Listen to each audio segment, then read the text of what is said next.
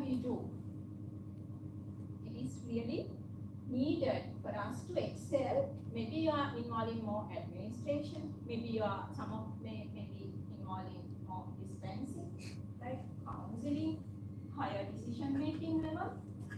Wherever you are in our career, ethics is something that will help us to shine and make our profession to the next level, and to be proud as a pharmacist, to keep our head, straight, and be an equal member in the healthcare team, right?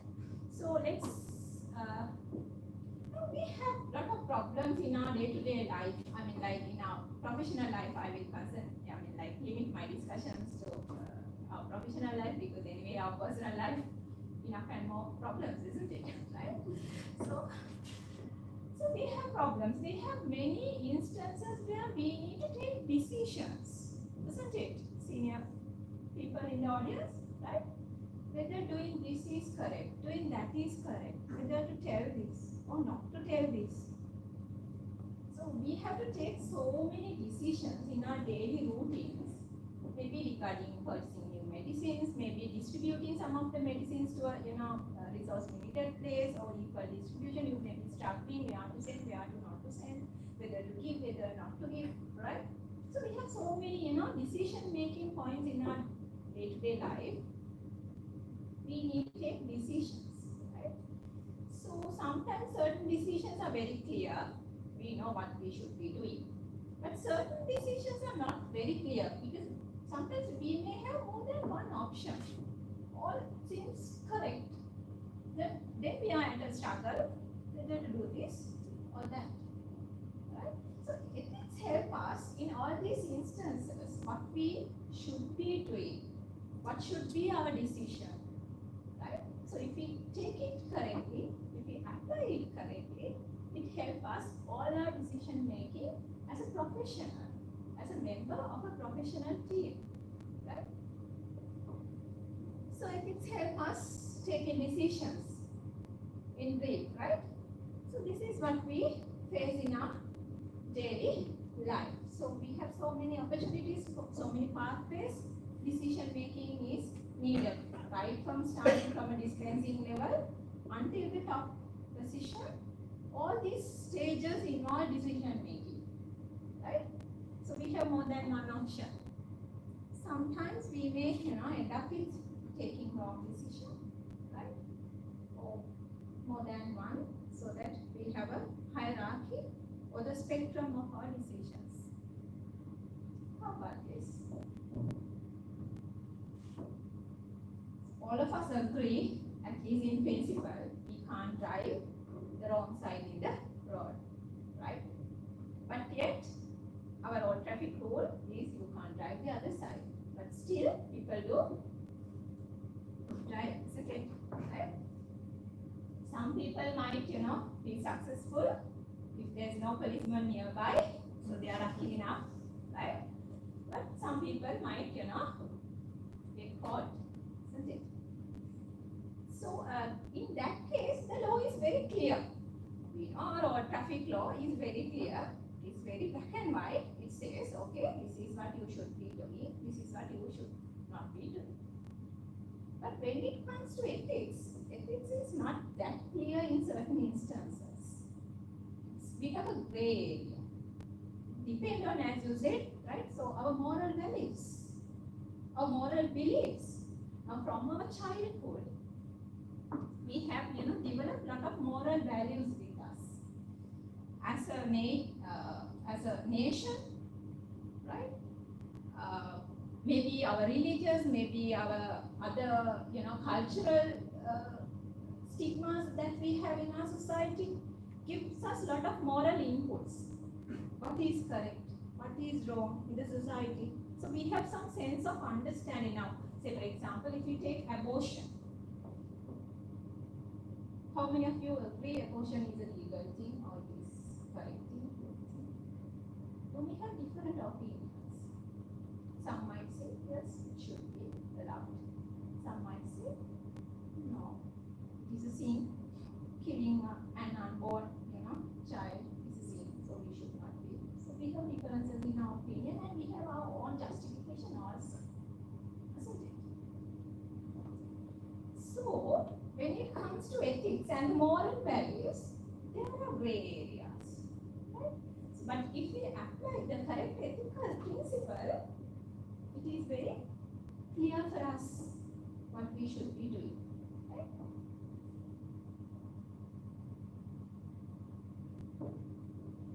I know most of us, including myself, we go to the mirror at least once a day before we leave for our work to see our image from the mirror.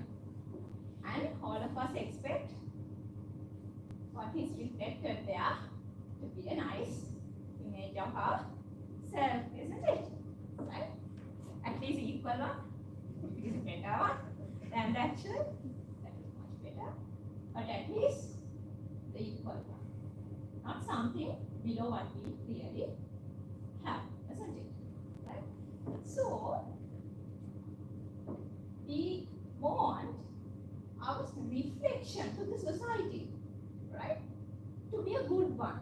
If society say, if other individuals say, he's a very good person, kind heart, very just and fair, open-minded, responsible, we are very, happy to hear those, comments from others, right?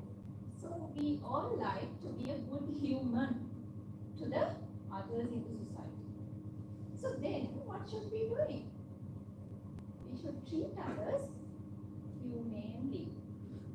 As a human, we all have the duty and the responsibility to treat others humanely. So that is the first, the principle of the human rights, right? The international human rights. The first principle is treat all human humanely. So that is the main principle that is behind all these ethical principles that all of us, follow in our different professions, maybe the pharmacist, maybe medical profession, nurses, engineers, could be anything. The first principle is that. Right? So,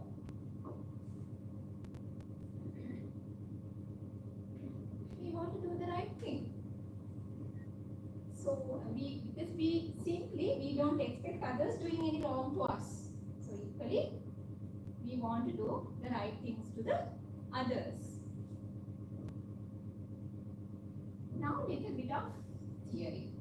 Little more into what ethics is. I'm sure you have some idea what ethics is, right? So, ethics is a sociology topic that is, more like, our moral philosophy, right? So, it's a part of, moral philosophy. Basically, it says us what is correct, what is wrong, right? So when we do our day-to-day decision making, we have some sense of what is correct, what is wrong. If we are passing a beggar, whether to give some money, if I have money and not giving is one thing, if I don't have money and not giving is something else, right? So what is correct, what is wrong? And also, it's a collection, as you said, right? It's a collection of guiding principles. Now, we have law. What is our main law for the pharmacy profession? NMRA Act, right? So, we have others, code law and, medical ordinance to, govern our profession and all other related consumer affairs, Food Act, Consumer Affairs Authority Act. So, we have so many others, but the NMRA is the prime law that, covers most of the area that we are dealing with, right? So, law, one side, it is very clear, black and white, very clearly say what are the offences. If you do this, this is an offence. If you do this, this is an offence. What can be done, what cannot be done is very clearly written in the law, right? But when it comes to, and the other difference, can you tell me the difference between ethics and law? Now you know law, that is NMRA, right? Any difference between ethics and law? Now ethics is a guiding principle. I told you now, it guides us what we should be doing, what is correct, what is wrong. It's a guiding principle. Only punishments. Yeah, you are quite right. Yes, the moment you break the law, there's a punishment. There are penalties, right? So maybe fine, maybe imprisonment, maybe both, depending on the nature of the offense. Definitely there's a punishment. But for breaking ethics, there's no punishment per se. But when it comes to professional ethics, that is bit different, because professional ethics is governed by your professional organizations. Now, for our profession, pharmacy, what is the professional organization that is governing our profession?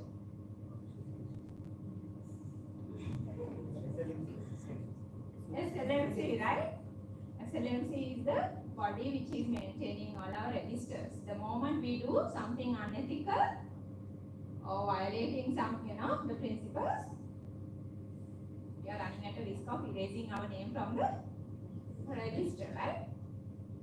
So, for violation of professional ethics, yes, there are some punishment like, your name is being, removed from the professional register.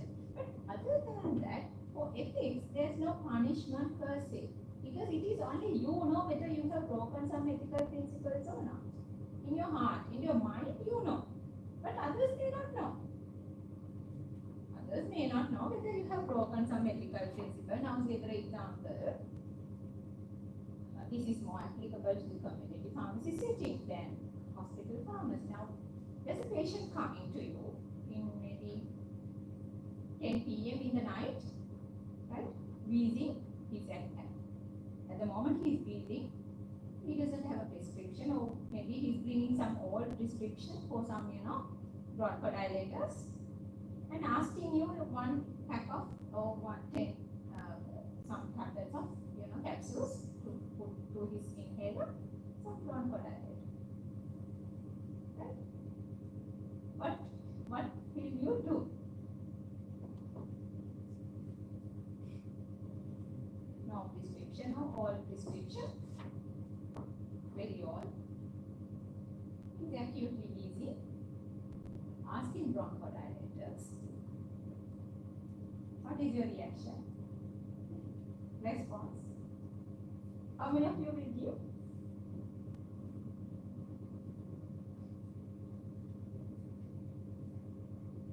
There are some others who will not give also, because you obey the law, right? Whereas those who raise your hand is more towards ethics, right? Now you have a problem here, isn't it? Now, if you give this without a prescription, it's a violation, clear violation of the ethics. Sorry, law. Because law says without a valid prescription, you can't give this. This is, scheduled to be medicine, so no way you can give it. On the other side, the patient in front of you is acutely busy, and the time is night, so he doesn't have time to go to a doctor and get a new prescription. He has to survive until the next day at least to, go to a doctor. His life is at a threat. So it's a decision making, not very easy, right?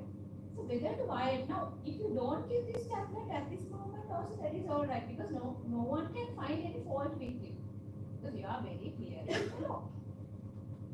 On the other side, if you don't give, your mind can blame you, or maybe your colleagues can blame you. Right? That is also there. But not giving is not an offense here. No one will punish you. Isn't it? No one can punish you. A decision making. Right? So ethics, violation of ethics, there's no penalty as such. There's no punishment. Right? So that is why we should be extra careful, because there's no one out to police us or punish us. It is totally on our hand whether to adhere to these ethical principles or not. If you break some confidentiality information from a patient, there's no way to punish you. It is only you and your heart and mind knows what you did is correct or wrong. Right? So we have a very higher responsibility even than the law to adhere to the ethical principle, because there's no external body to look at us and punish us. Right? So,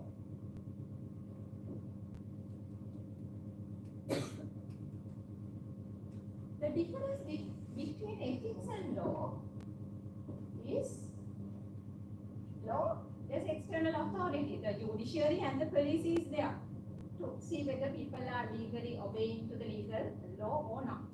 But for ethics, there's no such institution out there. It is only internal among us. Whether we adhere to it or not adhere to it is our own decision. Right? And also, punishment. We discussed there's no punishment for ethics, but there's punishment for law. But we can't say always the law is ethical. Sometimes there are unethical laws also. Can you tell me some example of unethical laws in our country?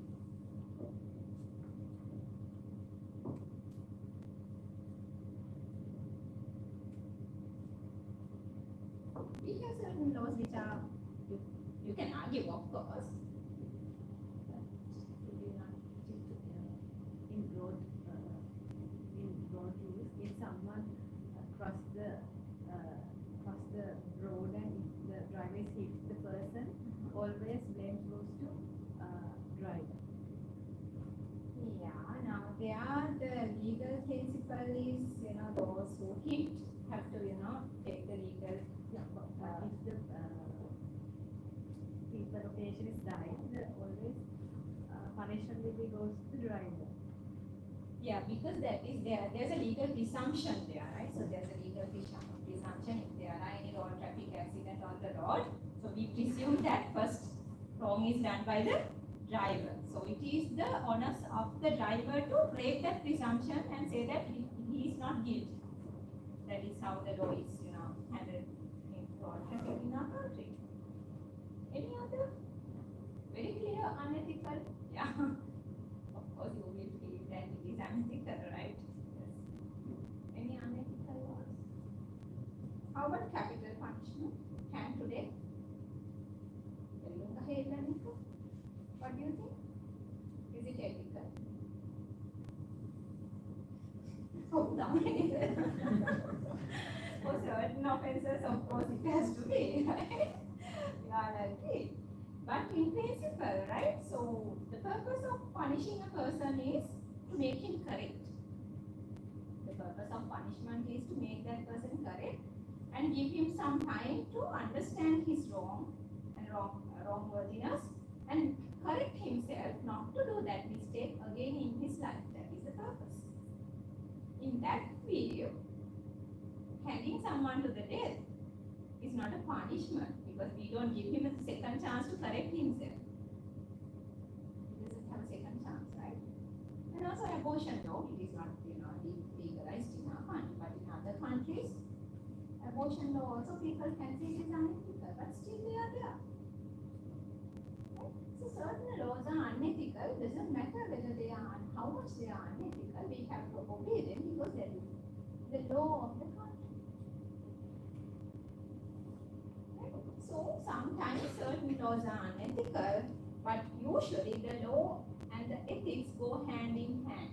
Most of the time, law is ethical, but there are few instances can be even unethical. Right? So when it comes to ethics, there are different types of ethics, right? So we are not going to touch these things.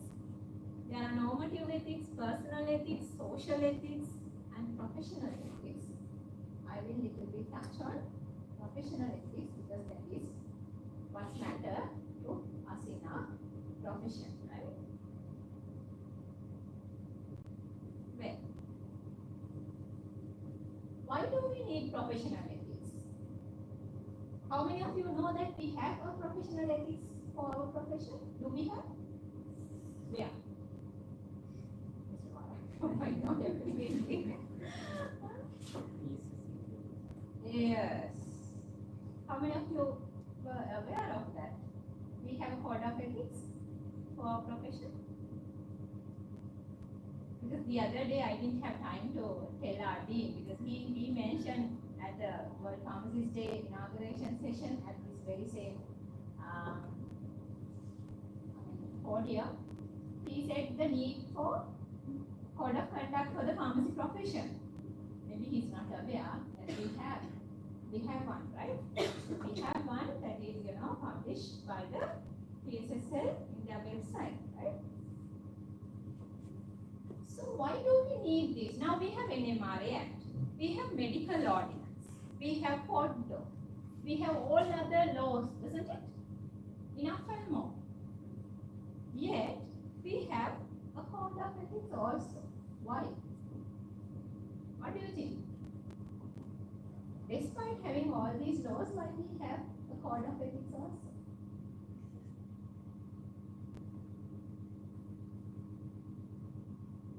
There are Specifically for the professions also. Yeah, that is one thing, right? Yes. There's a specific need because if you are a profession, yes, you have to have professional code of conduct. Why then? I'm asking why. there are some loopholes that cannot solve from the laws, some unidentified Gaps in the law. Yeah. Exactly. So there are gaps in the law because at the time we make law, we can't foresee what will happen in the future. Each and every minor aspect of our profession cannot be, captured to a sentence. Otherwise, the NMRA Act will be like a Bible, right? If you are going to add everything to it, right? So it cannot capture everything there. Right? And also, what is the difference between a profession and occupation? Now, there are occupations out there, maybe carpenters, drivers, teachers, and we say we are a profession. We are not doing just occupation. What is the difference between occupation and profession? Are they different? Yes or no? Then what? What is the difference between a teacher and us? Or a driver and us?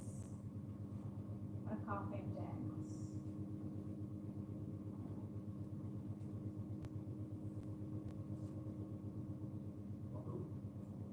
Occupations that they do what they have to, that they have trained. But professionals, they have the decision making and they have ability to decision make. Yes.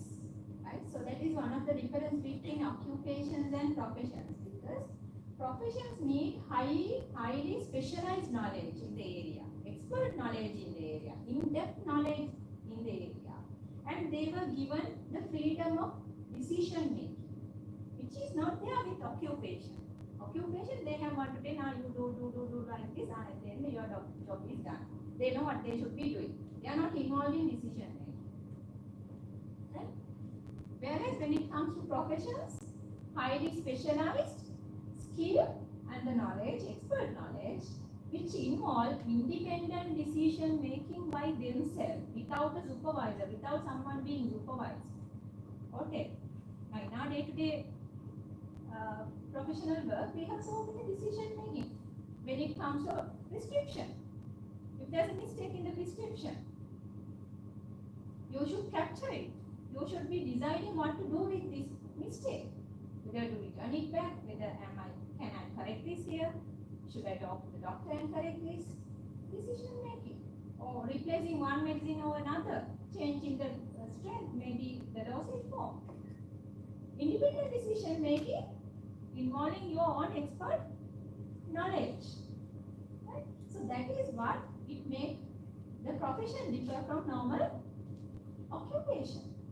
Right?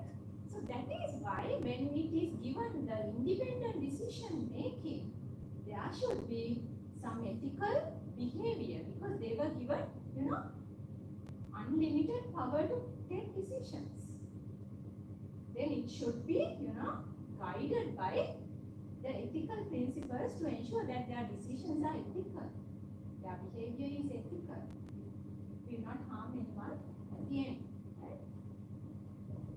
So that is why we need professional ethics and code of practice. That is why all the professionals have their own code of practices published in their, respective colleges, right?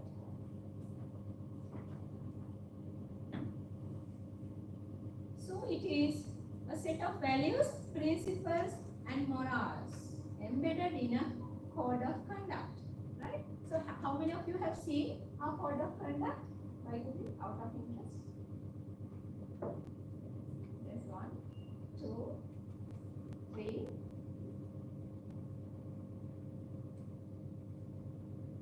I was thinking putting this will be an insult to you all. My God, no. Right. So, I will straight to show you that. Yes. So this is the PSSL website. I have taken a snapshot of the screenshot of the PSSL website where they publish the code of ethics for pharmacists. And I invite all of you to go there and read it at least once for your life. Right? Right? So before we go in detail on what is there, right?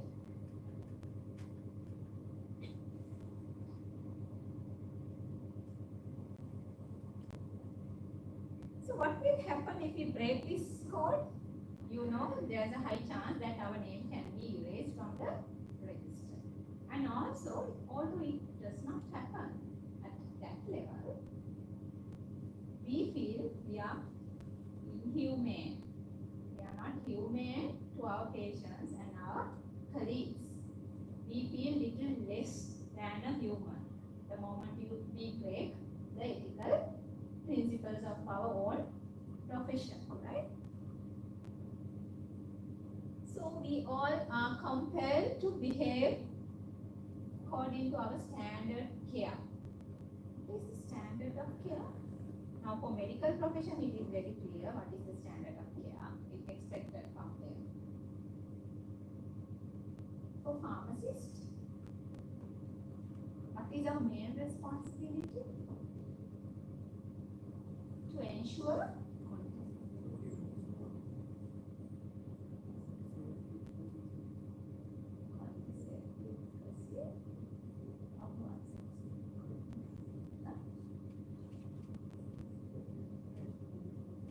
what is our main responsibility?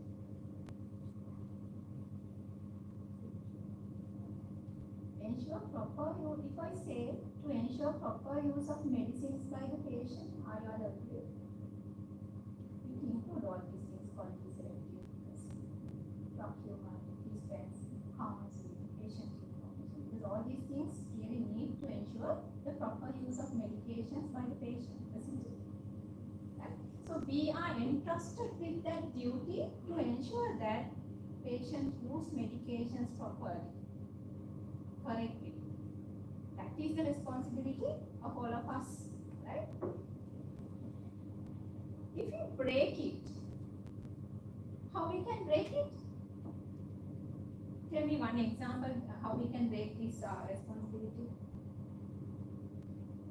If we don't give the adequate information how to use the medication when we dispense it, like what happened that paracetamol, Ractina, you know, these are all of us, right? Among us, we can talk things openly, right? Breaking. So what is the consequence? Negligence, right? These are negligence. It is called not just negligence, it is professional negligence, right? So professional negligence is not just negligence. A normal person neglecting something in their day-to-day life and a profession neglecting what he is supposed to do is one of his responsibility are two different. Professional negligence is an offense according to the law of our country. Did you know that? Where that offense is written? මොන law පොතේ ඒක කියලා තියෙන්නේ?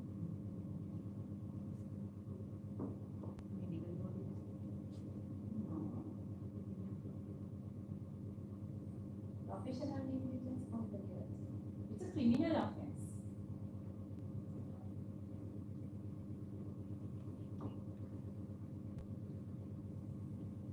Where it is written?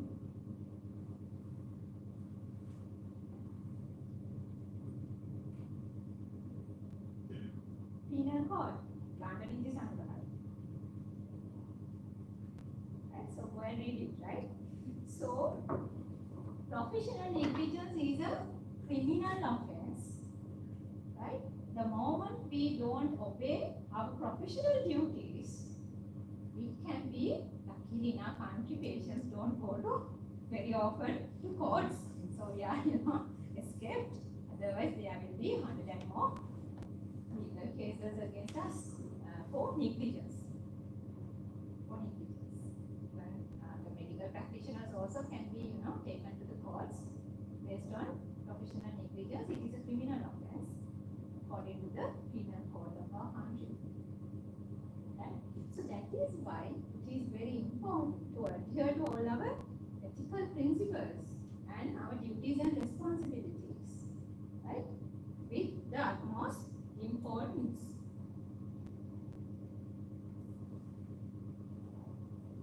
Right.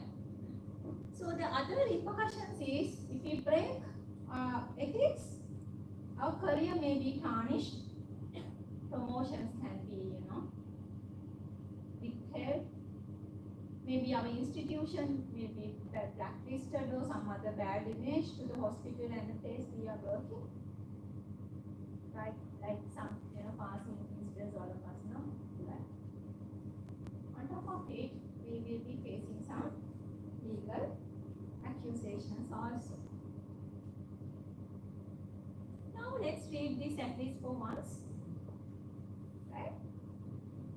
Always know this is the first code of conduct for pharmacists in our country, right? Always attend professionally to the health and safety of each patient. I'm sure all of us are attending to the maximum that we can. Maximum possible given the situation and the resources available, right? Second, promote the welfare of every patient in a caring, compassionate, and a confidential manner. Respect the dignity and freedom of each patient. Act with honesty and integrity in professional work and observe the law. Respect the values and abilities of colleagues and other health professionals. Cooperate with them to serve the patient.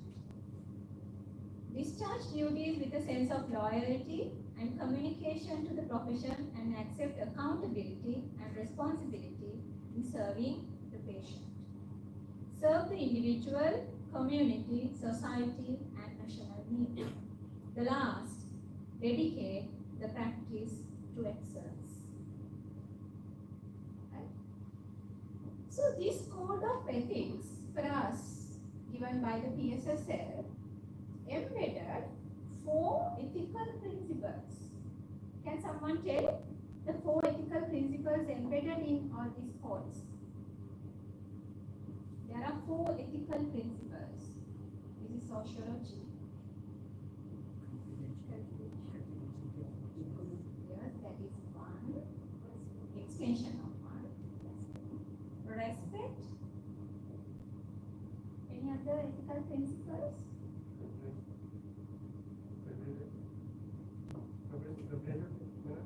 Competition.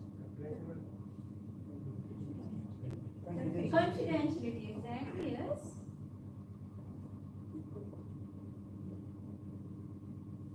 The key ethical principles, confidentiality comes under one thing. Okay, in the interest of time, I will show you. So these are the 4 ethical principles that are embedded in our code of ethics. Autonomy, beneficence, non-maleficence, and justice. What is autonomy? Autonomy is respecting the patient, honoring the patient. Right? The patient in front of us, we should respect him. How we can respect him? Sir, Madam Kirani, you can give the highest possible salutation for the person. That's different matter. How we respect? By allowing him his own independent decision making.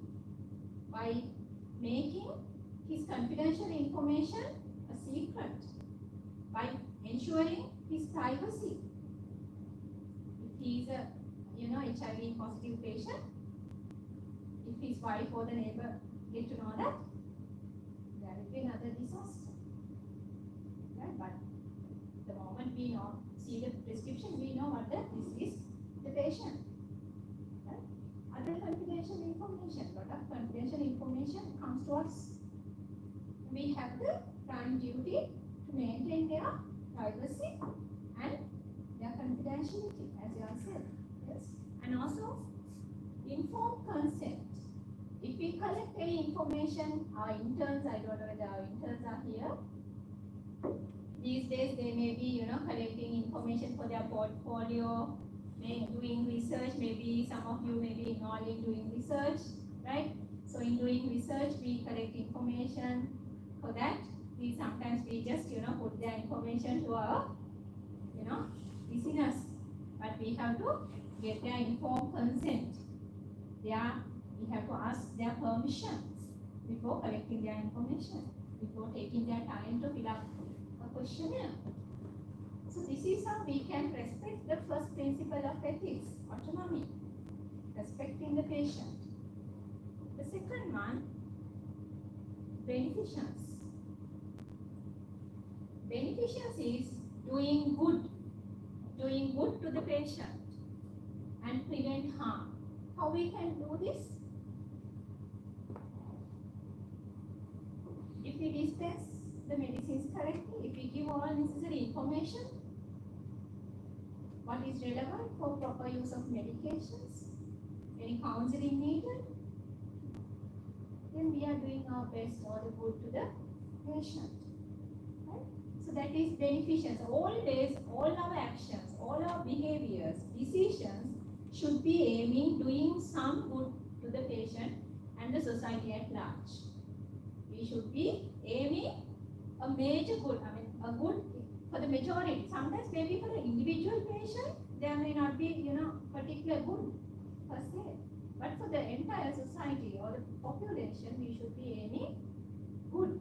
Right? So our intention should be to do good in our decision making and our behavior.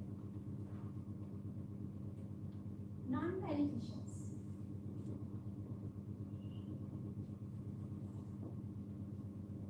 Beneficence is doing good. Non-beneficence is doing no harm. Are those different? What do you think? Doing good and doing no harm. Are they different or same? Huh? Different. Can anyone tell? What is that? Example? Doing no harm. No, yes, we say no normally also. If you can't do any good, at least don't do any harm. Isn't it? Right? At least don't do any harm. Right? So all our actions should be aimed not to do any harm to the patient. Maybe certain things we don't act, like positive act, through positive act we don't do any harm. Any of us as professionals, we never intend any harm to patient. Intentional harms we never do. It is all happen unintentionally. Due to negligence, ignorance, actually inactions, not action. Not doing the correct thing will lead to some harm. Not giving information. You have not done any positive act. But not doing what you are supposed to do lead to harm. That is how usually it happens in our work, right? So, we should balance the harm and the benefit at least to ensure that benefit always outweigh the harm.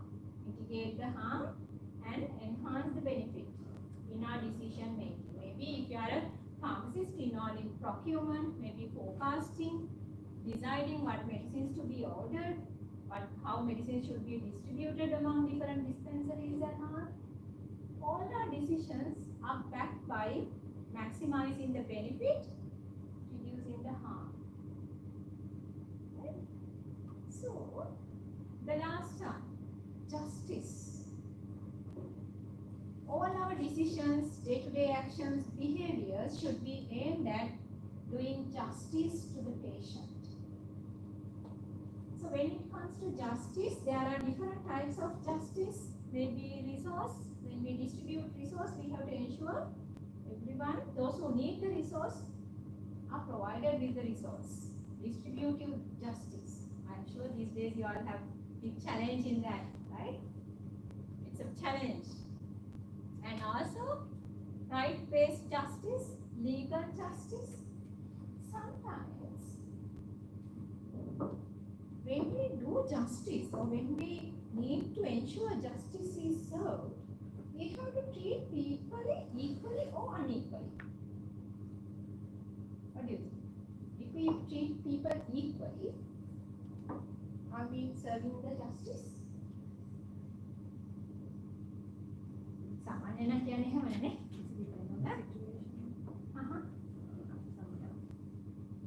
Beneficial of the other side. We have to treat other person Exactly, right? So, always it is not equal treatment leads to justice. Sometimes we have to treat unequally also to ensure justice is served. Can you tell some examples? Now in our patient queue, there's one disabled person or maybe leg amputated or maybe a pregnant, heavily pregnant.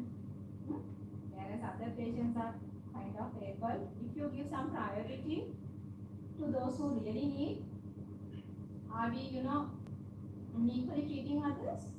No, giving some unequal treatment will make other person at the equal level. Right? So the best example in our country is, for this principle, is our district quota system for A-level university entrance. Different districts in the country are given different cutouts. All of us know, right? From Columbia, you need higher marks to enter university, whereas from Vaunia or somewhere else, you need little less mark to enter the same faculty. Why? Unequal treatments. More cutoff here, less cutoff there. It is unequal. People can argue it is unequal, unfair. Why? But why? Because they are less privileged. Resources are limited there. Here, they have enough and more resources. So, to keep the underprivileged people at the equal level of those who are privileged, we have to treat them unequally. If we treat them unequally, only we can make them the equal status. Right? So, justice is not always, treating everyone equally, depending, as you said, depending on the circumstance. We have to treat people differently to make them at the equal level. So, we should be at our decision-making level. We have to think of all these things as part of our professional ethics. Well, so far we discussed about what is ethics, and we, compare ethics with law, right? And the key ethical principles that help us decision making in our day-to-day professional life, right? Always to strive good, respect the patient, do good, not to do any harm, and justice. So these are the 4 principles that should be backed by each and every decision that we take in our professional life. The moment we do that, we are not in trouble. Now I am going to touch a different area, not so different. That is, I think, very important to you all, dilemmas. How many of you have heard this? Dilemma or dilemma? Any idea what is it?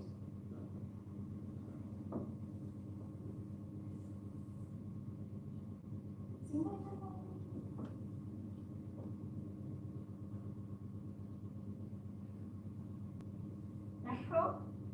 I can see some young faces. Young people here.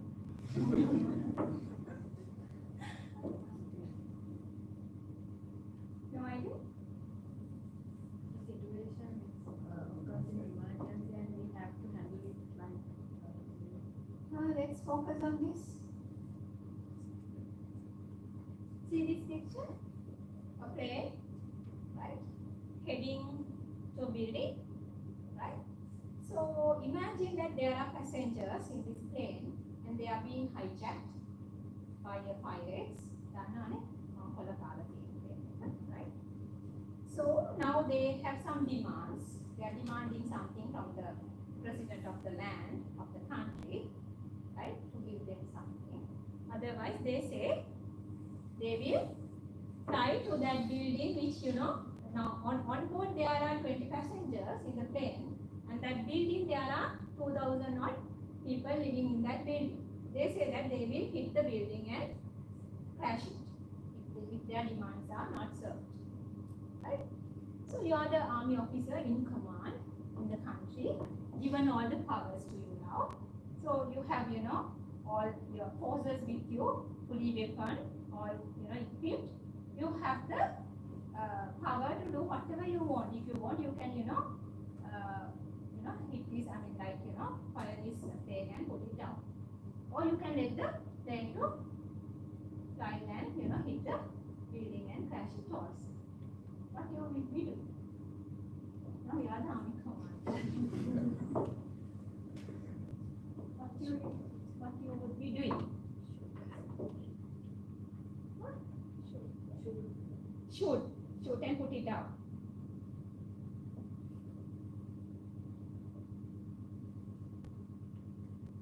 So both seems okay, because the moment you put this down, anyway that 20 passengers on board will die, right? If you let that go, 2,000 people will die.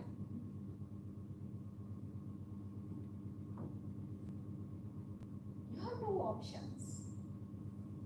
Both seems correct, isn't it? But we have seen one.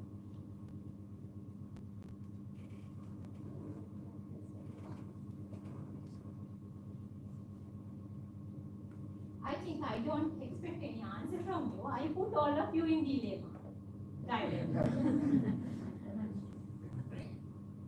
Isn't it? Either to do this or do that. Both seems correct, accurate, but you have select one. That is exactly what dilemma is.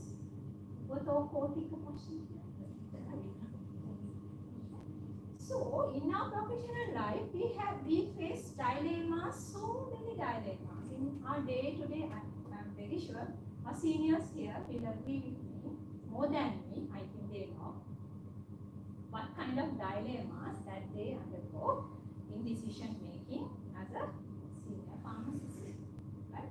So always we have, to do this, do that, do this, do that. Right? Sometimes we have so many options, more than one option available, and all seems correct also.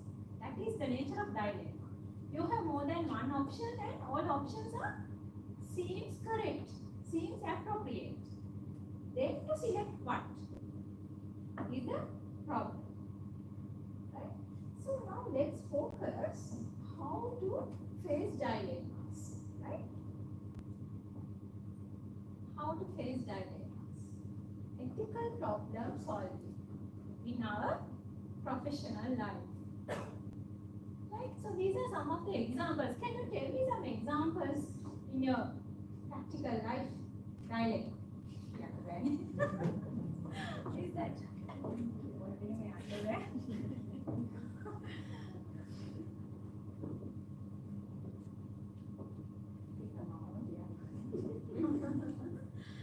These are some of the things I hypothesized. Right? So there may be difficult patients to handle. Right? So you can't be rude to them also at the meantime, funny not with them. Right? There may be, some of your colleagues may be taking some undue advantage of the freedom given to your profession. You need to complain also, but at the meantime, he's your friend. Can't complain.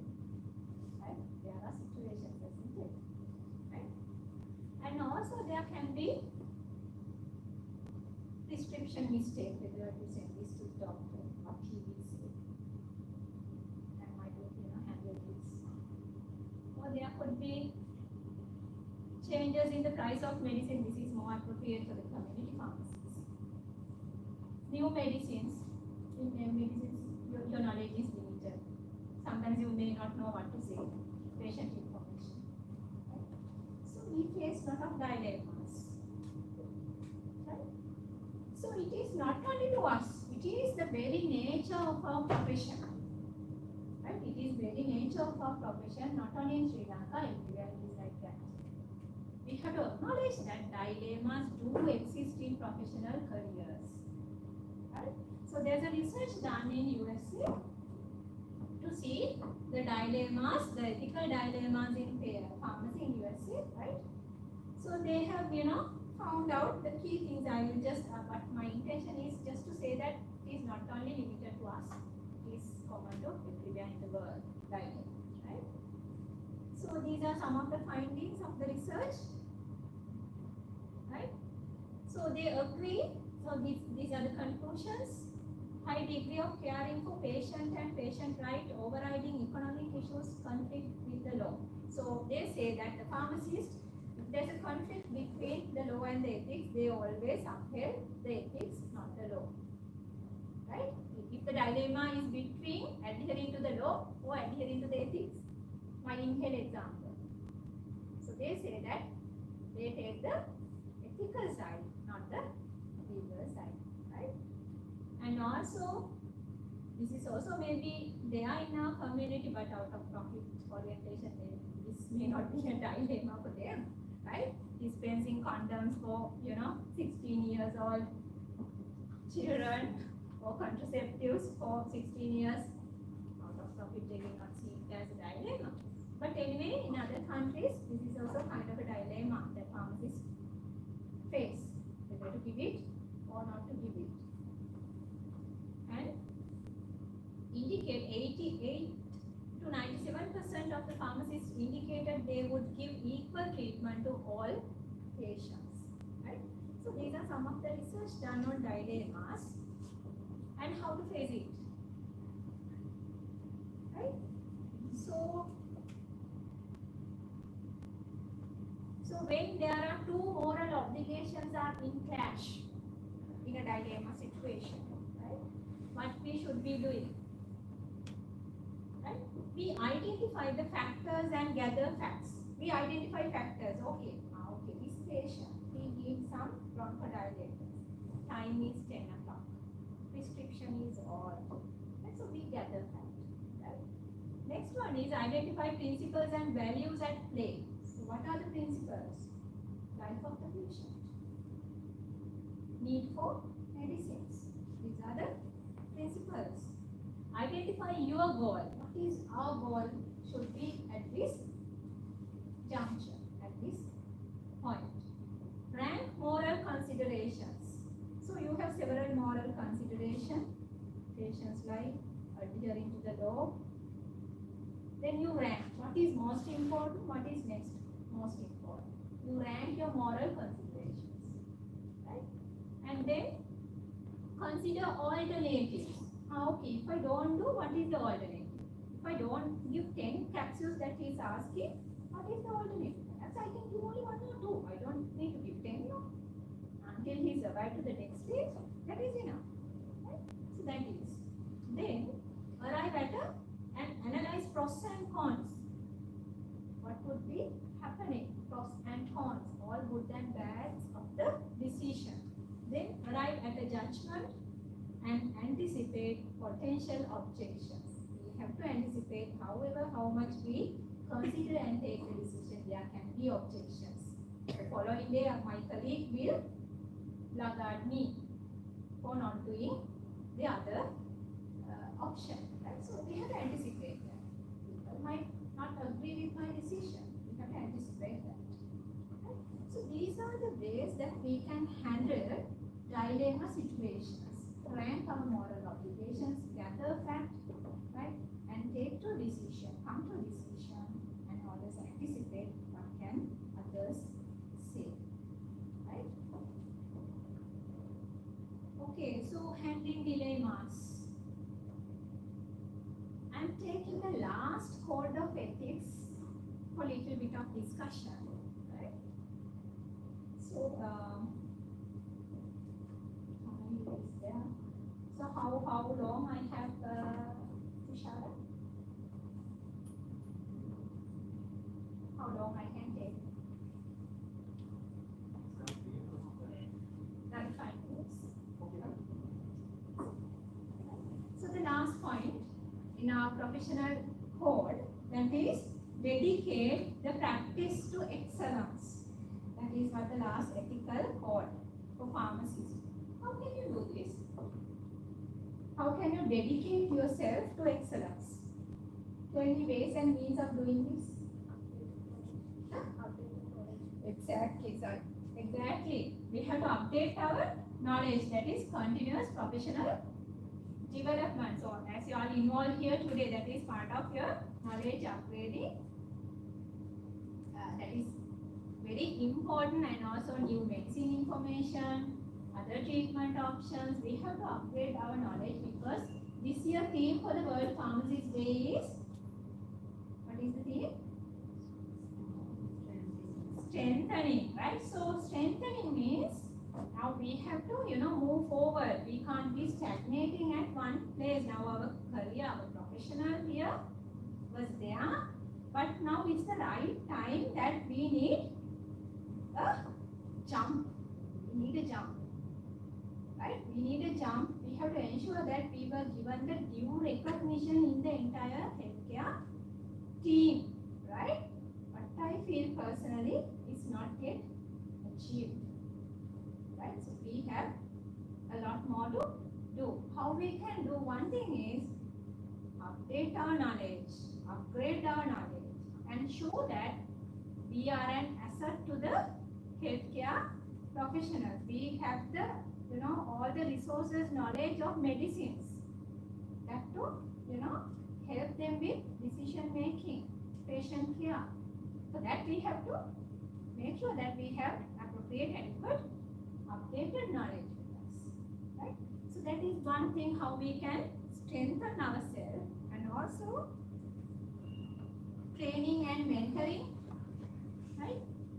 Maybe develop our skills, good pharmacy practice compliance to our ethical values, our practice codes is very important, and also in-depth knowledge, patient counseling. We have to do what pharmacists are supposed to do. I think most of the time in our working life, we are doing not what pharmacists are supposed to do. Our time is wasted for people, other people can be doing. You don't need a specialized knowledge person for most of the things that what we are doing. So we should be serving with our professional expert knowledge, whereas let others do their job, so that we should show that our knowledge is recognized within the entire healthcare team. So we have to gradually move there by updating our knowledge, upgrading our knowledge, by reading additional things, and also shining with our ethical values and principles. To present ourselves, conduct ourselves as a present, respectful, responsible, ethical professional within the entire healthcare team. So that is how we can reach our target place, to ensure that we are much more needed a figure in the entire patient management, right? So in doing that, I would like to emphasize one thing among all things that you all do is engaged in research. I think Mr. Chula would have talked to you regarding evidence-based practice. I'm sure, sorry I couldn't attend his lecture, but I'm sure he would have touched importance of research and generating evidence, because evidence-based practice means you have to first generate evidence, right?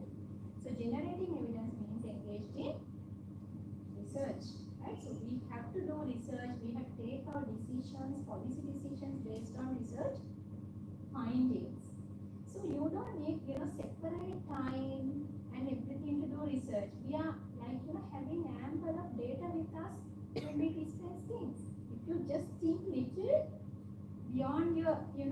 content of, you can do much research because you are like, every day you generate a lot of data with you, isn't it? Lot of information for proper decision making. The moment you compile them together, analyze them correctly, we can improve our service to a better place, right? So my final urge actually the continuous professional development. So I am pleading everyone, please attend to it, upgrade your knowledge, ensure that we are important part of the entire healthcare team, and ensure that the due place is given to us, the patient management. Most of your professional time would be engaged in, giving patient information, patient counseling, selecting medicines, ensuring proper use of medications, giving additional services and support care needed for the patients, even, certain vaccination, injections, lab report, and guiding patients for screening tests are also under the purview of pharmacists. But we are not, unfortunately, involved in those things. Whereas when it comes to other countries, that is what pharmacists are doing, right? So we have to slowly move to that level, that we have to equip ourselves with the proper knowledge. And I'm sure, so with all these things, we can, reach our final goal to upgrade our place in the healthcare team in our country. So with that, I come to the end of my presentation. If you all have any questions, I'm happy to take them. Any questions?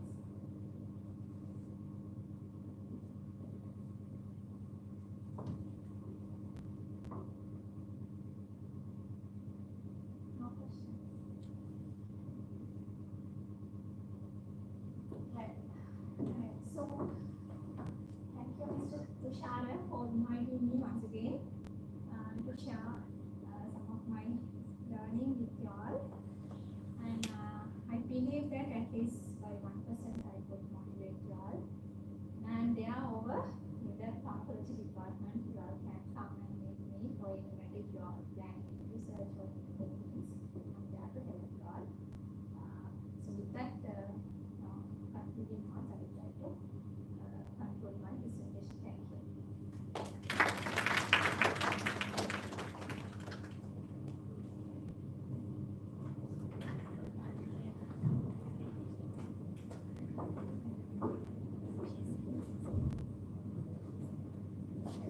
Thank you very much, madam. Thank you very much for your valuable lecture.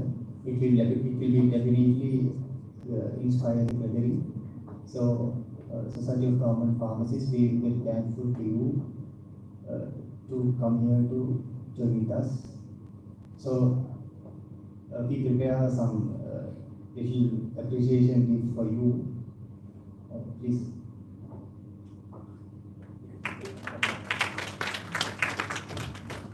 Thank you very much, madam.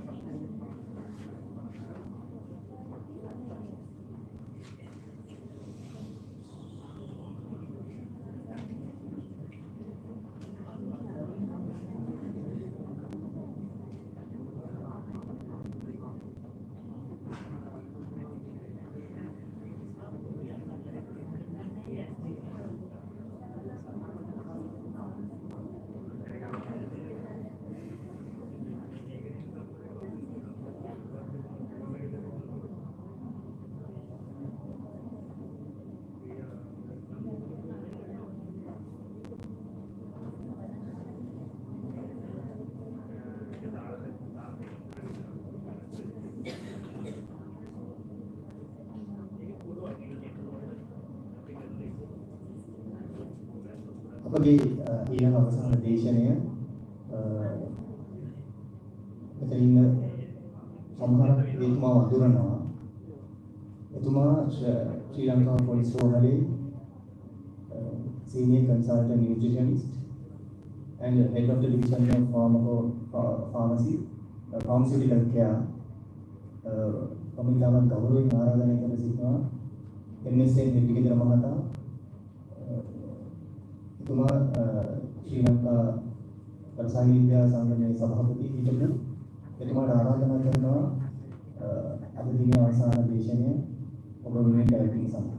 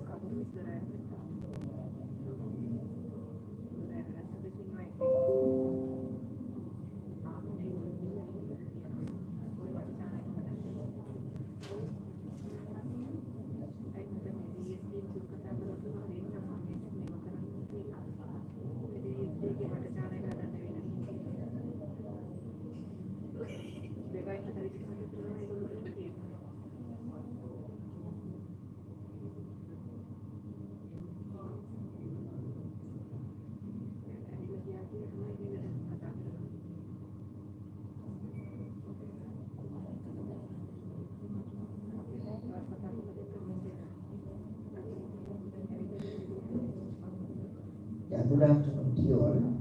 Thank you very much, Tushara, and the President of the Pharmaceutical Society. And there are no cases here. I want to introduce my colleagues, actually, as the pharmacist. Working since 1985, started my career, and changed to the different career in the latter stage for the nutrition and dietetics. And someday was last within 1 or 2 days time, I think invited to have a lecture or discussions here. Then I can't see no research as a friend of mine. Actually, to protect our profession, we have put the court case at that time. We supported me well to protect your profession in the Court of Appeal in 7th September 2018. And we have protected our professions, all the parameters, like from the medical profession. We can't use our patient. That is the only person came to me to the parliament to distribute all the documents. We carried all these boxes in our shoulders to 225 parliament members, full of my all these documents. It's not his job, but he supported me. That's what I want to come. This is the topic he gave to me actually in this area. but achieve this navigating the pharmacist path, ensuring affordable access to quality medicines in Sri Lanka. Actually, while I'm working in the hospital, police hospital, since 1998 to date, I've been serving for the nutrition and dietetics and other administrative work. By that time, they have identified and capabilities of the pharmacy, the knowledge. Then they gave full authority of pharmaceutical care of the hospital, purchasing, procurement, practicing, decision making, and everything. Not the doctors. Therefore, I'm doing the limit of my level subject in pharmacy. I started the career from this. Therefore, I think thanks to the you all and all senior people are there going to talk about whatever the things in this part, I think. And let's understand according to this topic is very, very important. We are going to explore the critical role of pharmacists playing that addressing the complex economic challenges impact healthcare in our country. That is the main aim. That's how we can get on. Therefore, we have to start with understanding Sri Lankan financial situation. At the same time, like many nations, worldwide, Sri Lanka faces great economic challenges. That significantly affect the healthcare system, and we have to think because the understanding this one. So you can see what I'm doing. Your input is very, very important to support our poor people, pharmacists, like prescription. Ending marriage law එක තියෙනවා. ඒකේ තියෙන prescription එකේ ඔක්කොම trade names. හැබැයි එක case එකක් වුණා ගම්පහ අම්මගෙන් කියනවා MOH office එකට බෙහෙත් ගන්න සල්ලි නැහැ. MOH බලුවා මේ prescription. ඒ prescription එක බලුවා මේකෙන් බලුවා මේ පත්තරේ දුන්න කතා කරේ. prescription එක trade name තියෙනවා. MOH PHI හරහා මොකක්ද කරේ දුන්නේ ටාගිස් විතර ඒ දෙවරක් දෙවියක් දෙන්න සාජ ඉලෝචි. යාට උසාවි නල්වත. මොකද trade name එකෙන් ඉලෝචි. ඊට පස්සේ මම දැන් කරේ පොඩි දලං හරියට පත්තරේ තියෙනවා. එයාට ලක්ෂ දෙකක්. ඊට පස්සේ ඒකට සපෝට් කරපු ෆාමසිස්ට් දෙන්න කතා කරේ නැහැ. කවුන්සලින් කරේ නැහැ. මිලාඩු එක තිබුණේ නැහැ කියලා කිව්වේ නැහැ. ෆාමසිස්ට් ලක්ෂ දෙකක් යනවා. ඇසිස්ටන්ට් ෆාමසිස්ට් ලක්ෂ දෙකක් යනවා. ඉලක්කයි පත්තරේ මේ ඉතිරියගේ අඩු තීන්දුව තමයි දෙන්නේ නැහැ. වරද කරු බවට පිළිගන්න තියෙනවා. වෛද්‍යවරයෙක්. සාපාමසිස්ට් ඉතින් මේ ලෝකෙ තියෙනවා. ඒ අනුව යම් අඩුපාඩුවක් වෙන්නේ. ඉතින් ඒක නිසා as this financial situation අපි evidence based to that we have to go back. Therefore, I want to address very carefully this situation to you. I could read because last night only I have read this around 1 o'clock for this presentation. With that one, you can see one of the primary factors contributing to the financial strains on Sri Lanka. Healthcare system is the rising cost associated with the healthcare professionals. The demand for skilled healthcare professionals, practitioners, continue to grow. At the same time, you can see this necessitates not only to training and employing the more healthcare professionals, but the providing competitive compensation within the healthcare system. This is very, very important. Pharmacists as integral member of the healthcare system workforce will be affected by this economic situation pressure also. With this one, you can see according to the taxation around 36%, tax about 3 lakhs, up to 100,000 rupees, another 1 lakh, 100 to 200 200 above another slab, and 300 another slab, 36%. And top of that, security levy, and the VAT, and other taxes. So, but අපි බැලුවොත් ජීවත් වෙන කොහොම හරියට. එතකොට අපි දුප්පත් අපි මේ රටේ ඉතුරු වෙලා ඉන්නවා අපි රට යන්නේ නැහැ. We about to serve our patients. අපි intention එකක් තියෙනවා. අපි මුකුත් අරගෙන යන්නේ ඒක නිසා කල්පනා කරන්න ඕන අපි කොහොමද මේකෙන් අපි පොඩ්ඩක් කියන්නේ. ඉතින් ඒක නිසා multidisciplinary medical fraternity එකක් අපේ තියෙනවා. You can see Sri Lanka has a remarkable research in the number of healthcare professionals. Now you see the consultant physician, medical officer, consultant physician, then subdivisions, endocrinologists, endoscopists. Now so many subdivisions. For the patient can consultation, multidisciplinary. If a patient clinic, if a test as example, if you have one increase of maybe CRP increase, ESR increase, thyroid, hypothyroidism, maybe TSH has gone down, then first go to the consultant, which is he will go to the endocrinologist, then he will write a group of tests. This person also then another group, the cost. Then if you go to the channel, I am also doing channel at the private hospitals. I am charging 200 rupees, hospital charge 1,500, and the taxes. With that to around 4,000. But the most for the patient. The many prescription I have seen, one patient come to me. For the chronic kidney disease patient and stroke also, because the stroke and the heart disease. And finally, now this is the lower stage, that means grade 5 chronic kidney disease at the dialysis stage. Creatinine 7.0, blood urea 193, like that. Let's go now. We can't eat anything, we can't eat protein, we can't eat energy, fat because of the heart disease, we can't eat carbohydrate because of the other things. Now what can we do for this patient? He is told me 5 prescriptions. Then I had 1 hour to sort it out this. And he is taking that prescription, this prescription, and the depression also. What shall we do? The pharmacist has to do this. Reconsider. මේක පෙන්නන දින වාසිය කියන්නේ මේකට ගත්ත මේකට කිව්වා මෙච්චර ගණන් ගියා.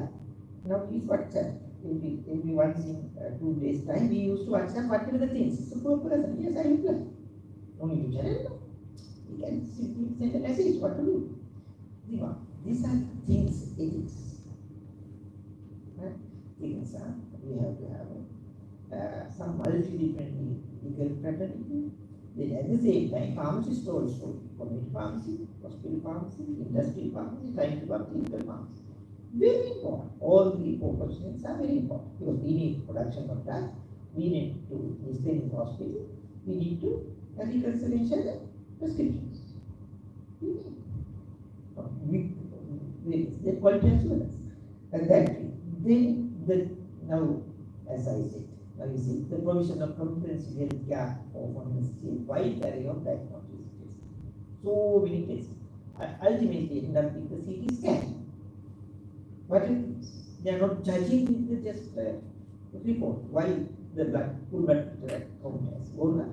Why the sugar level has gone down? But the reason to reduce the potassium level 2.9 to the one patient, the 2.9. He has gone to the so many tests and still it with the potassium chloride and not increasing. This report on another endocrinologist today. He is going. Today morning I am saying I have seen this patient in the morning medical clinic. Therefore, I think the provision of comprehensive health care offered a wide array of diagnostics and medical procedures these days. Right? Therefore, it's at the significant financial burden to the individuals and the families of the patients. then pharmacist has to do it. Then ultimately come with the branded medication. One of the non-worthy constitutions of the healthcare system, equivalence of branded medication. What are branded? Branded medication, innovative product, the NMR people are experts, they are using branded medication, the innovative product. Then other one is the generally similar to the innovative product. But all other products, all the patients are thinking, these are branded. These are trade generics, not branded. Trade generics, according to the FDA. But price, now SPC imported empty tablet, 7 rupees and 20 cents for us, for the country. Same drug in the market, 80 rupees and 40 cents. So what's the difference? Same company, same drug. But people are all the patients are asking Amish. Right? But doctor insists to take. You can't explain that. Make to do partnership. The poor farmers, this practice actually always this branded medications lead to the polypharmacy, thereby drug-related problem. Then one patient is coming with this situation, with the CKD patient again, with the big crash with the body, the black color from the scratching, the 87-year-old person with the polypharmacy. They go to the 2 skin specialists and then now look at another physician taking another dose of full skin medication. Then patient came to me for the CKD problem. Then I reviewed all these drugs and clinical judgment, all everything. Then I have found that is due to that. Hello, people know. I told my consultant, this is due to MO, they are in the clinic, this is due to this drug. We have to stop now immediately. She said, no, consultant has no, I said, you have to stop. This is a drug-related problem. Then immediately, consultant came into the room. I told consultant, this patient has allergic to this one. That's what he's saying. He's taking allopurinol. What shall we do? Shall we stop? Yes, we have to stop immediately. In front of them, medical office. Therefore, I think the pharmacist has a big role too. You can say, senior pharmacist have a continuous education scientific patient කෙනෙක් අපි ළඟට එනකොට අපි සෑහෙන counselling එකක් අවශ්‍යයි. ඒ patient එක අවශ්‍යයි. එතකොට දැන් අපි මේ බලාපොරොත්තු වෙන මේ drugs කොහොමද? කොහේද බලාපොරොත්තු වෙන්නේ? එන්නේ මානසික විශ්වාසය වෙන එකක් කරන්නේ. ඒතුළු දැන් අපි මේ ටික කියපුවාම අපිට Facebook එකේ මේකෙත් ගහනවා බාහිරින් කියනවා. හොස්පිටල් එකේ ගහනවා මට ගහලා තියෙනවා. මොකද මේ SPC එකේ දෙනවද දුක. What shall we do? ඉතින් ඒක නිසා ඉතින් මම කිව්වා මේක රෙජිස්ටර් දෙන්නේ මම මේක රෙජිස්ටර් ක්ලාස්. ඉතින් මම කොහොමද බලන්නේ? කන්ට්‍රි එකට එන්නේ ඇලොකේට් කරලා තියෙනවා. රෙගියුලේටඩ් වෙනවා. අවුදා ඉන්නේ market is a law regulated responsible for registration, quality assurance, safety and oversight of pharmaceutical products. That is very important. Then NMR plays a pivotal role in ensuring medicinal drugs available in Sri Lanka and meet the rigorous standard quality and efficacy and safety. This is what we need. It is major කියලා තමයි අපි දැන් මේ බේත් පිළ ස්ථාපිත කරලා යන්නේ. ඉතින් ඒක නිසා බලනකොට මොකක් ඉන්නේ මාර්කේ අපිට ඒගොල්ලෝ කරලා ඇති. I believe all the pharmacists are there. They have done the certain type of quality system, maybe within 1 million, maybe it will take time. Scrutinize all these documents, then given the registration. I told my doctor, no, don't write this branded product. This is unethical according to that. I will issue the generic product, whatever it is. No, I will issue generic product because it's registered. Then the patient came, Prograph UK product for the transplant patients. But no registration given. Not applied maybe. I think. What shall we do? As a product they are used, but patients and doctors are refusing. I said no, I can't approve. It's not registered. Although it's a UK product. I said this product may be approved with the bioequivalent data and stability data depending on that one. Bioequivalent data is very important. I asked my consultant to check the tacrolimus level in the blood and see whether it's okay. Ultimately, manage. Yeah? This is the problem. Therefore, we have to believe this registration of pharmaceutical. NMR has a big role. As a pharmacist, you are working in there. The registration process is very important to take a decision of the availability of the medicine. Because at the moment we have all quotations, no registrations. All cancer. The senior pharmacists are looking to this. They have a big trouble. Big trouble. Then our seal එක ගහලා අපිට eligible කියලා NMR එකකින් ගෙනලා තියෙනවා. ඒක ගෙන්නන්න අවසර දීලා තියෙනවා හාබර් එකකින් export control. ඒක පිළිගන්නේ නැහැ non medical line. ඉතාලම මුස්ලිම්. ඒක explain කරන්න another 2 hour lecture.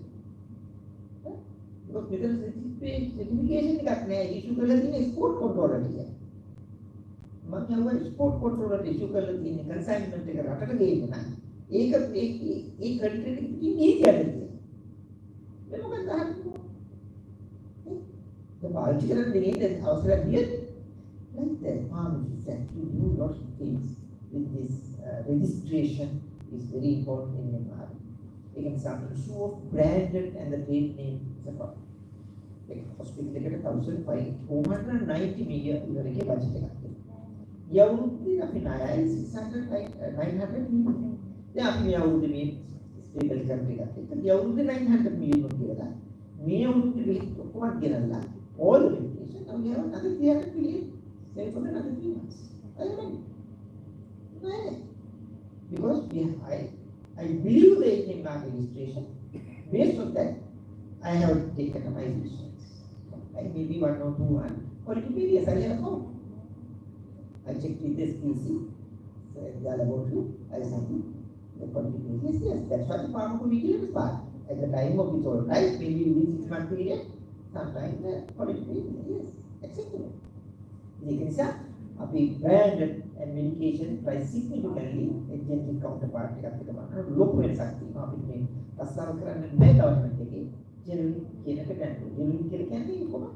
අපේ රටේ NMR registration gazette එක බැලුවොත් very few western drugs registered. All other Bangladesh or India. They're all trade generics. So the USA FDA came for another register. Now they have registered more than 101 generic drugs as trade generics. Now they are moved to the, not the branded now. They are back again to generic FDA. They are good, 101 according to 101 drugs. That's good for generic, but they have strictly checked. I have listened to their website at the webinar one day. They have strictly checked 2 things. One is the stability data, other one is the biochemical data. These are the 2 things they have always to check. Without that, they are not registering and the process and the state and things are changing. According to that, if you go to the FDA website, you can get all these information. Then all of pharmacovigilance. This is what we need. This is to protect the detection, assessment and understanding and prevention of adverse effects of drug-related problems. This is what we need for. The pharmacists, as pharmacists, we have to look into this one. Give the patient this drug, see whether thyroxine level, TH level is coming down with this medication. Then අපි ළඟ කියනවා මෙන්න මේ ප්‍රොටොකෝල් එකේ තියෙන මේ වේද ගත්තොත් තමයි මට මගේ thyroxine එක අඩු වෙන්නේ. මේ පෙත්ත ගත්තට මේක අඩු වෙන්නේ නැහැ. Then I asked my driver's wife is taking. He asked. My brother wife කියනවා මට හරි අමාරුයි මේ පෙත්ත බෑ ගන්න. මට රතු පාට පෙත්තේ තියෙන එක ගේන්න. ඊට පස්සේ මම driver කිව්වා TSH එකක් check කරන්න.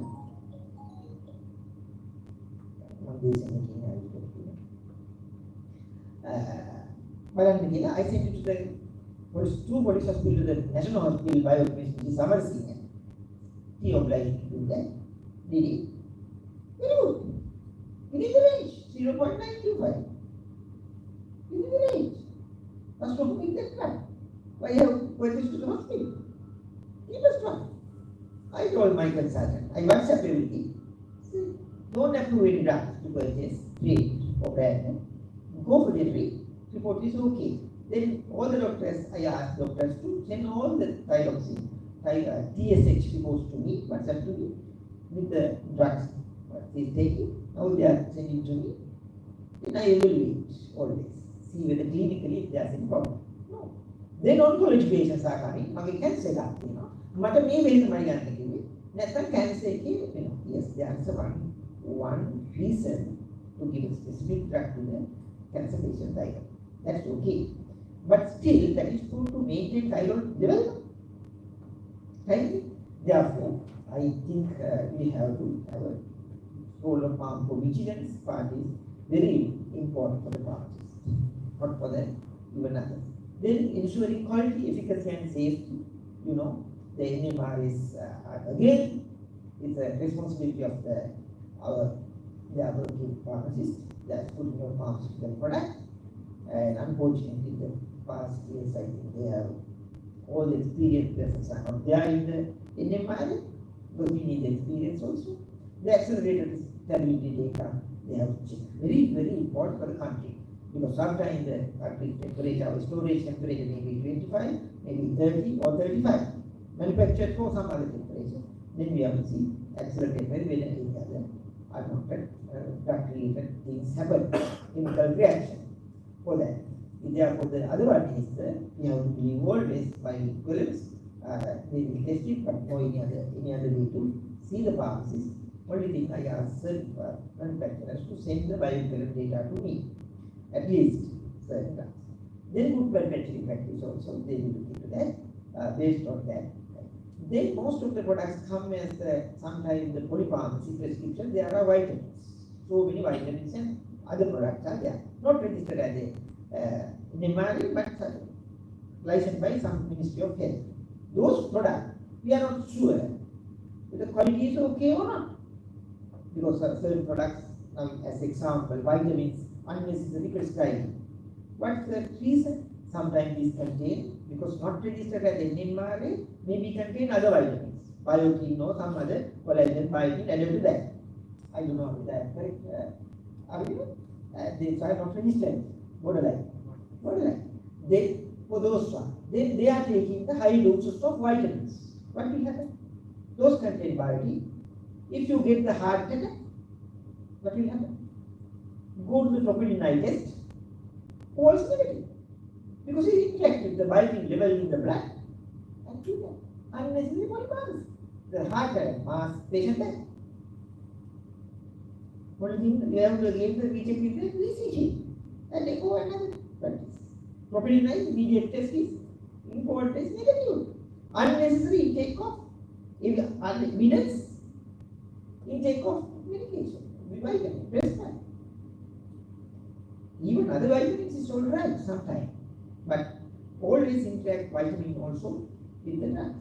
Therefore, those drugs, we don't know whether they have followed the good manufacturing practices. We don't know. The drug, the related other chemicals, we don't know. Therefore, as a pharmacist, we have to think about that. Therefore, advocating for vigorous oversight is very important. Pharmacists as healthcare professionals should advocate vigorous oversight by NMRA and shall we meet the same standard again. That is very important, transparent, because poor patient, we are paying our own tax money to purchase drugs. This whole lot of dollars go to the India and other countries. අපි ලෙඩ වෙන්න ඒ රටවල වලට වාසි. Car එකක් accident වුණොත් කාටද වාසි? ජපානයේ. ඉන්දියාව. ඇයි? කාර් එකක් ඇක්සිඩන්ට් වුණොත් ඒක වීදුරුව ගේන්න ඕන අය කොහෙද? ජපානයේ. ඒක පේන්ට් එක ගේන්න ඕනේ කොහෙද? පිටේ. ඒක ටයර් අනිත් ඔක්කොම ගේන්න ඕනේ කොහෙද? ඩොලර්ස්. ඒ ඇක්සිඩන්ට් එකක් වුණා කියන්නේ අපේ ඩොලර්ස් කියලා ආයෙත් යනවා. ඒ වගේ තමයි අපි ලෙඩ increasing වෙන්න යනවා. එතකොට drug related problems නිසා එක ලෙඩකට pain එකකට ඇවිල්ලා බෙහෙත් ටිකක් අරගත්තා. අපේ අය ඒක බලන්නේ නැතුව කැක්කුමක් ආපු ගමන් ඊළඟට යනවා තව කන්සල්ටන්ට් කෙනෙක්. යත් දෙනවා තව බෙහෙත් ටිකක්. අරක බලන්නේ. යත් දෙනවා. එතකොට ඒ වගේ ආපුවම අපිට ඒ drugs වල තියෙන bio standard quality we don't know. ඉතින් ඒකත් එක pharmacist කෙනෙක් හැටියට poor patient ට support කරන්න. ඉතින් අපි 1 2 3 කියලා prescription එක අද මේක එකක් තුන් පාරක් කැමරට පෙරෝ පසු ගන්න අපි counseling කරන නෑ patient. But I am doing at my clinic in the hospital. First, initially for the nutrition practice in the hospital, I used to go there with clinic side. Or normally that person is coming there. My pet, that it used to come to me. Then there, VP, before VP comes and the endocrinologist comes, I scrutinize all the files and give all the details and instructions, keep it in the consultant's table. Then आपको मंगाने की जरूरत मानते हैं आपको that's the culture I have developed. That's the culture. माँ हम बेला नहीं था आपको ये बोलो एक खाने वाले थे हम बेला तीनों का माँ एक को बैलुआ आज खुद कथा करने हैं बेटी के लिए मनोवार तीनों ना मांगे कि नोट कथा करते हैं this patient has taken this one this creatinine level is slowly going up I put a small note there therefore we have to very carefully get the doctor that we have to go for this vigorous the other one. Then challenging misconception and promoting trust this is the other one. हम लोग बेला low quality बाहर के minister rate के बोलने में इन्हें मिल कर जाए तो माँ क्या कहता है बीमारी के registered हम लोग ऐसा नहीं है इच्छा नॉलेज एप्लीकेशन टेस्ट करने के लिए तरह है एक बार they are going to the SPC laboratory before purchase at least they have the random checking of the samples and the random checking of the pharmacovigilance part. I got it all the copies of those reports and the file, provision of the charm. I showed to the patients and the doctor. Say, they have tested. It is a biology one day, SPC in our movement reliability and quality. And they will test करला थी ना, वो दिन तक ये बोल कर बोला था ना कल लगा. इच्छा नहीं किया. ये एक किए ना विश्वास है, मैंने भी trust करना तो patient by day पूर्ण करता है. अभी अल्लाह तो लिखवा मैंने ना बोला. ये भाई දැන් අපි කේන්ති ජීවික බලලා ඉවර වෙලා වාඩි වෙලා මේ කටේ තියෙන මේ ප්‍රශ්නත් එක්ක වාඩි වෙලා අපි කැමටික් කරනවා තෙල් ටික දාලා බැදලා බැලුටි ඔක්කොම ඒ වෙනකොට අපි ඇන්ටිබයොටික් කන්සන්ට්‍රේෂන් එක වැඩි වෙලා ඔක්කොම වැඩි වෙලා හෝමෝන වෙනස් වෙලා අපි හරියට බත්ති ගන්න කෑවට පස්සේ අර තෙල් දාලා අබෑට ගන්නවා මුණී කැටි why internal pharmacy what is internal pharmacy internally antioxidant nitrogen free radical reaction oxygen molecule like a break, free radical reaction, attack the cells, damage. Cell like damage cancer, the diabetic and other degenerative disorders, then damage nucleus damage cancer, change the DNA structure. Due to the anger.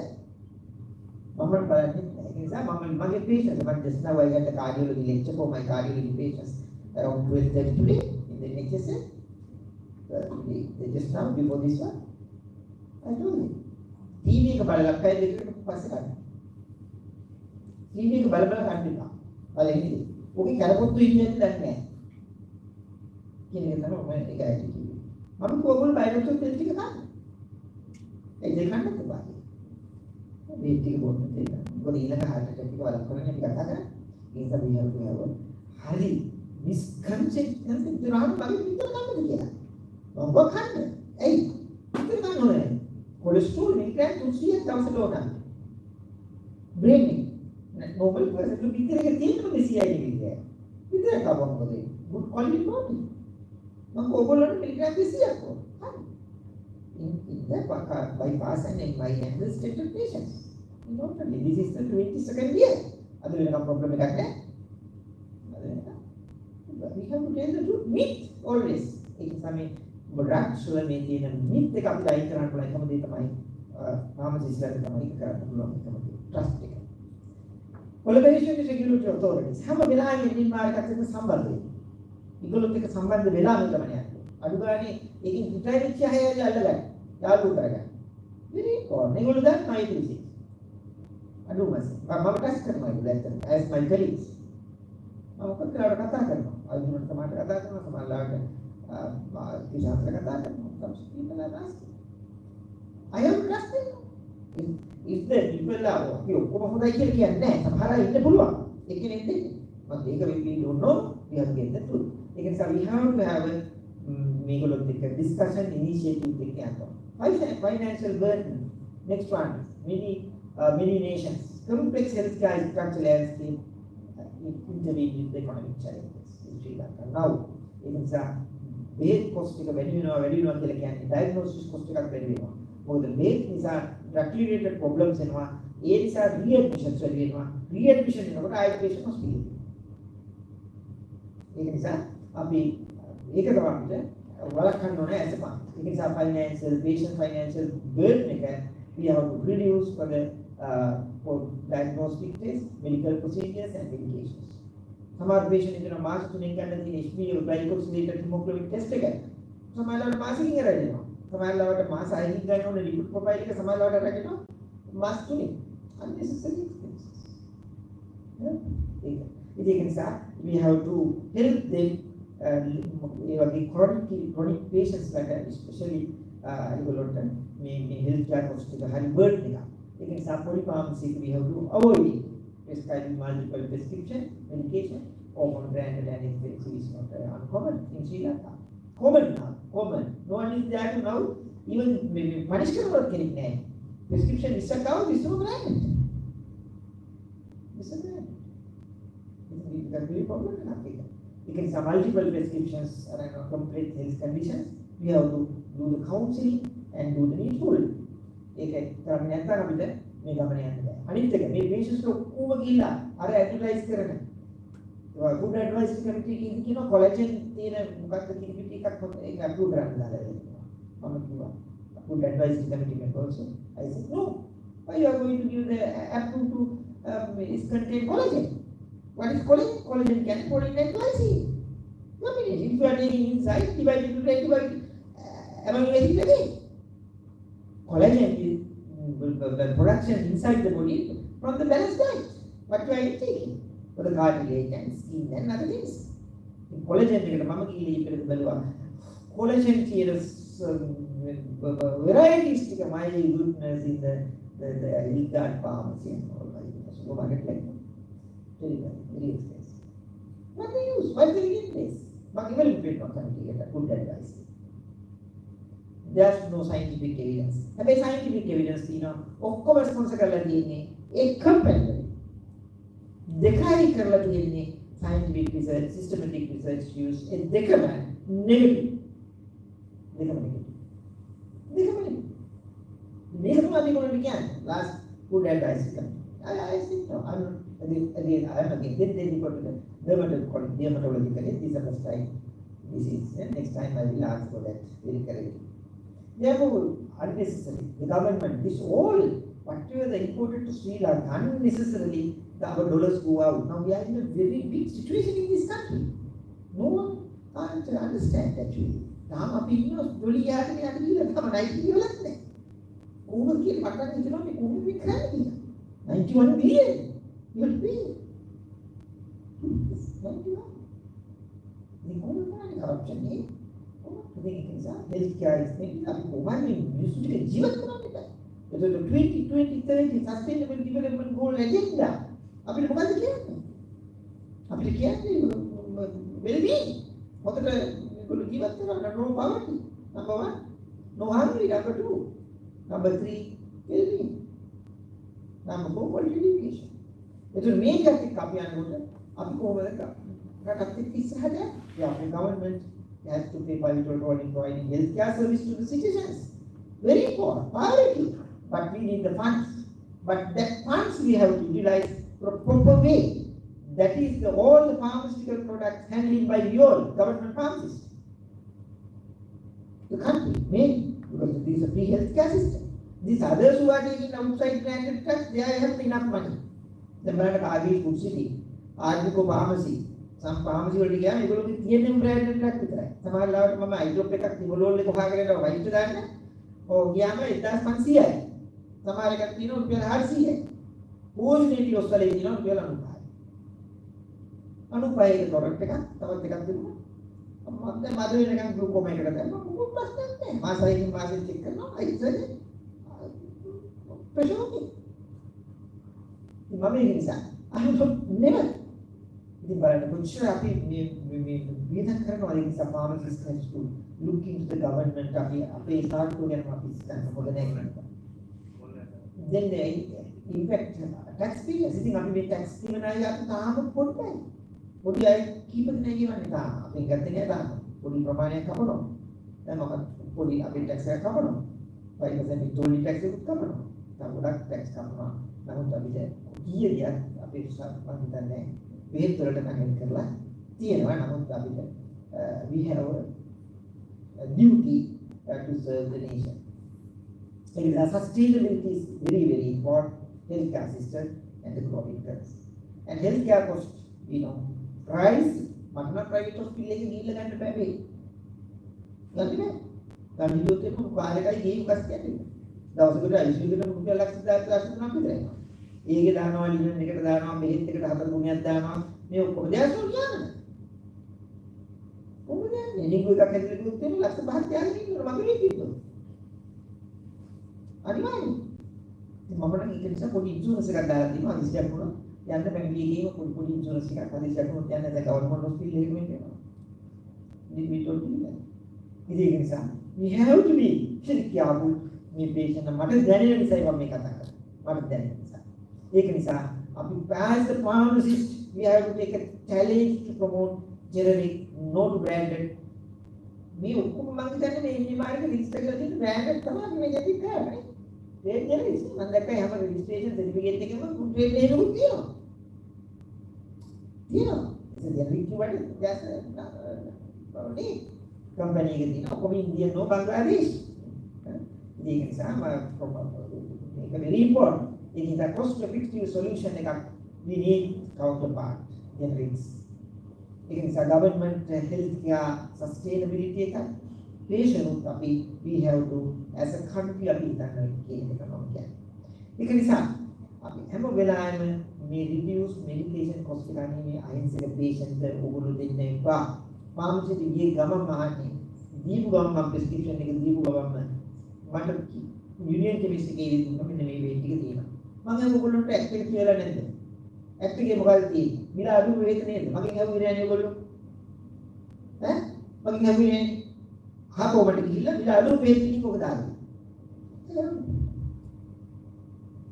මම මට ගන්නකොට මම අයවරු take කරලා ඉතින් කොහොමද කියන්නේ? එතන මොනවා කරන්නේ නෝ?